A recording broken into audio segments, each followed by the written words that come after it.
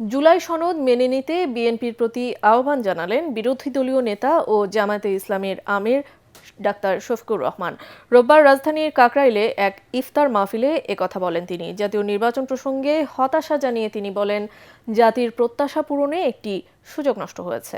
তিনি অভিযোগ করেন, সাবেক এক উপদেষ্টার কথায় প্রমাণ হয়েছে জনগণ যাদের সংসদে পাঠাতে চেয়েছিল সেটি হাইজ্যাক হয়েছে। দীর্ঘদিনের নিপীড়ন নির্যাতনের পরে জাতির প্রত্যাশা পূরণের একটা নির্বাচনের সুযোগ সামনে এসেছিল, কিন্তু এই সুযোগটাকে বিনষ্ট করে দেওয়া হয়েছে। মানুষ সাধারণ নির্বাচনে যে ভোট দিয়েছে সেই ভোটের প্রতিফলন ফলাফলে আসেনি। এটা আমাদের কথা না, সবার আগে এই কথাটা বলেছে টিআইবি। একজন উপদেষ্টাও সেই একই কথা একই সুরে বলেছে। জনগণ যাদেরকে জাতীয় সংসদে তাদের প্রতিনিধি হিসাবে পাঠাতে চেয়েছে ভোটের মাধ্যমে, সেই ভোটের ফলাফলকে হাইজ্যাক করা হয়।